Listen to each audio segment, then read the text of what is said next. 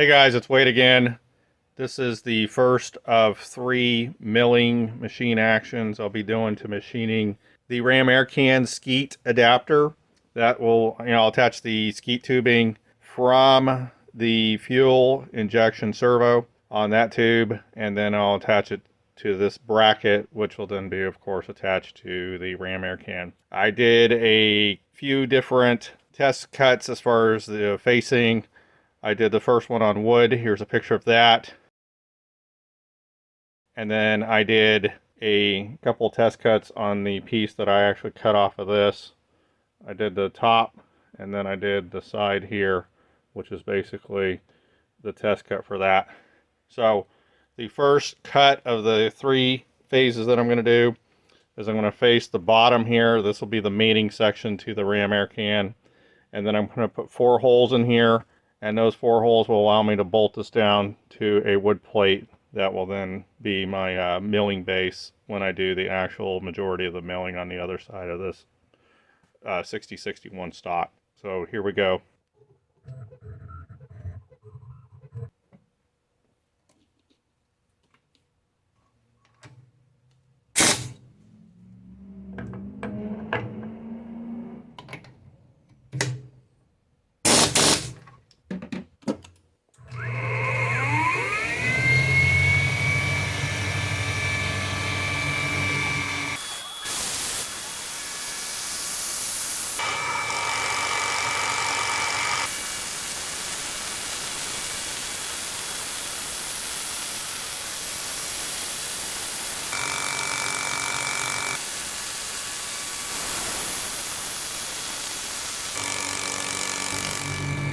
All right, sports fans, I've got this big old chunk of 6061 mounted to this base block of wood because I've got to actually go down all the way to the bottom of the base.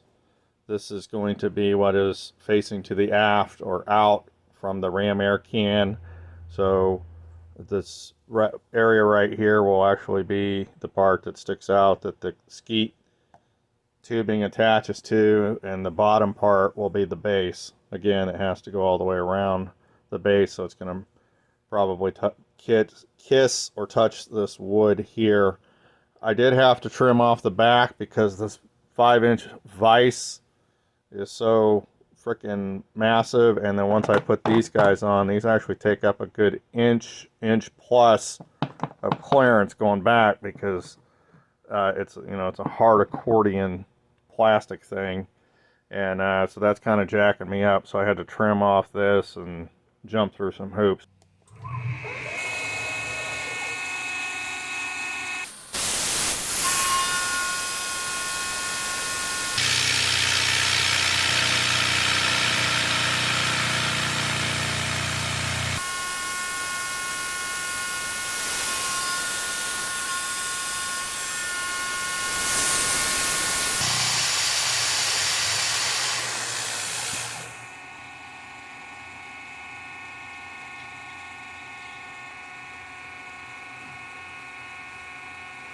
Alright, we're a hair over 4 inches on each side. That's good.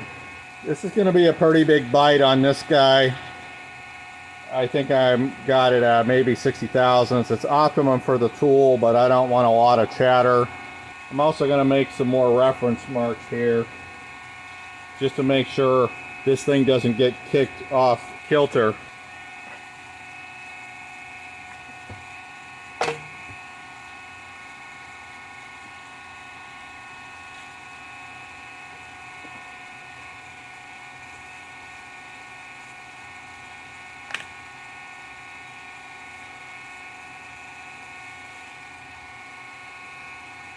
Alright, this is going to get pretty loud probably. I wanted to confirm something in my parameter, so I went ahead and stopped that last action, and I'm picking up with cycle number 2 on this guy.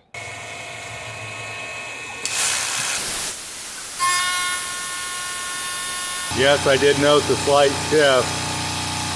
That's why I drew those lines. There's a fair bit of pressure, and it's taken off about 60 thousandths.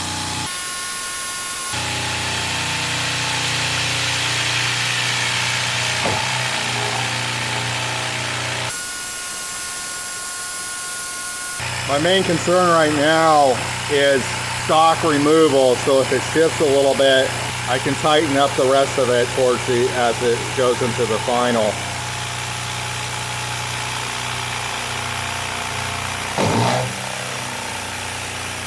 But not like that.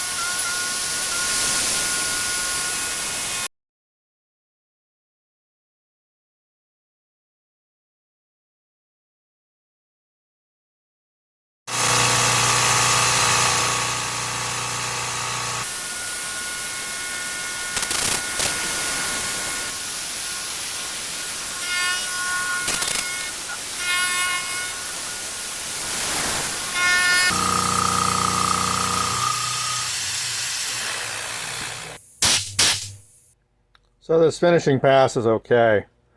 I wouldn't say it's great. I can definitely sand down most of this and just clean it up. The corners, there's a couple little spots in the corners where it's definitely going to need some cleanup. I probably should have forced a spring pass just to barely lightly go over it, but again, nothing that can't be cleaned up. It's definitely going to be functional.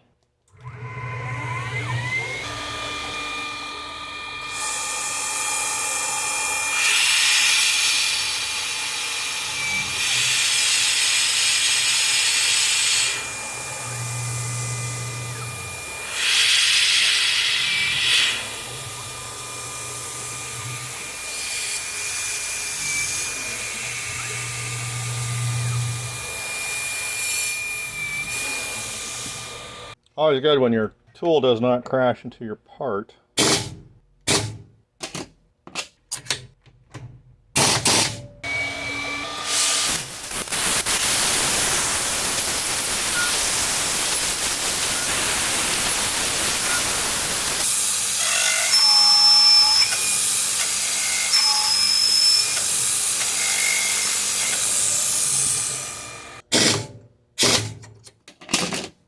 I'm definitely going to have to watch this guy.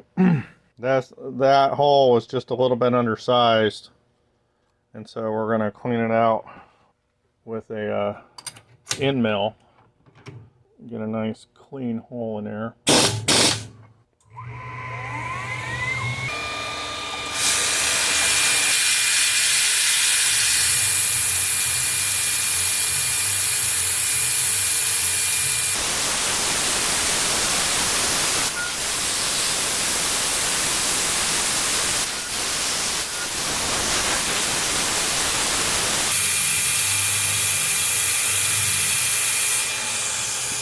Looks like I might have gotten gypped a little bit on hole number 3.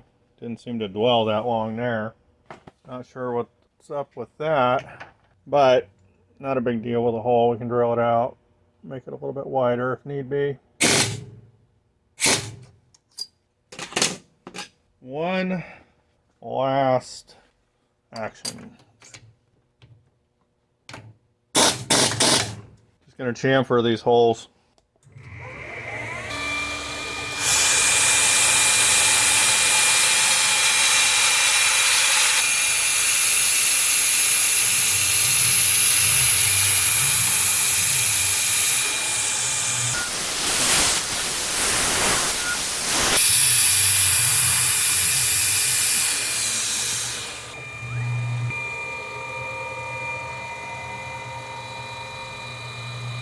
I guess your machining kind of is a reflection of you yourself.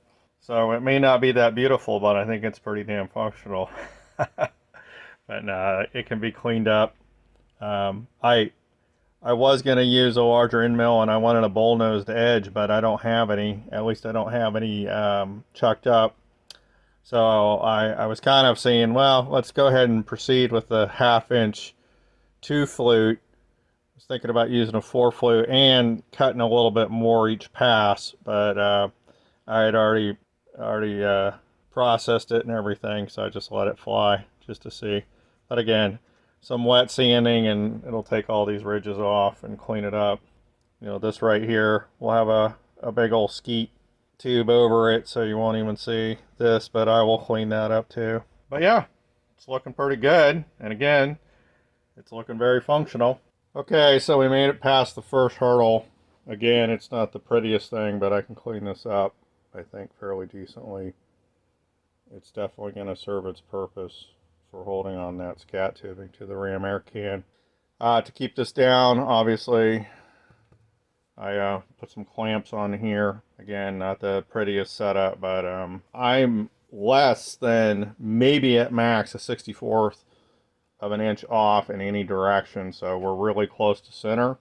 It's pretty good, considering this thing was rocking around a little bit, but that's why I put those edge lines on, so that when I put this thing back into place and I screwed these hack plates into place on the sides to secure it, it seemed to work. This thing's pretty darn close as far as you know, machining it. It's definitely as close as if I were to do it by hand. So right now I'm going to do the inside and get this thing done. I'm actually leaving next week, and if you've been reading my blog, I'm way behind because of the engine versus cowling fitting. So some of the rush is probably making me, and lack of experience from doing this from almost a year ago, just starting out, kind of a little bit under the gun.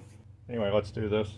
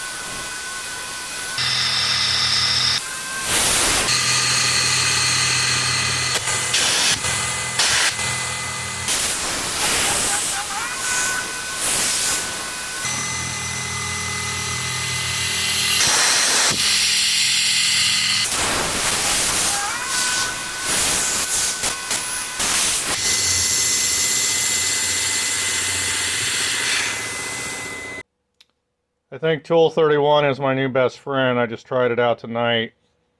The finish on the inside of this guy with this hogging tool is better than the finish out here. Now, of course, these are Harbor Freight end mills, a lot of them, not this guy. But a lot of my main end mills are Harbor Freight, just in case I break them. So I'm still cutting my teeth and learning, obviously. That being said, I'm going to use a 4-flute. 1/2 inch just to get down here a little bit farther. I'd like to stay with the 3/8 inch, but they're not deep enough. So I need to get some of that out of there. All right, let's rock and roll.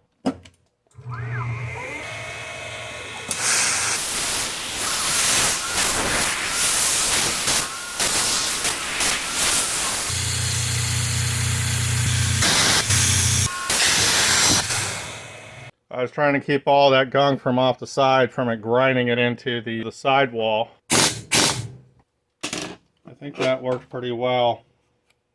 Yeah, that 4-flute gave a lot better edge. Might be because it's an inside corner, see, or inside surface, curve, whatever.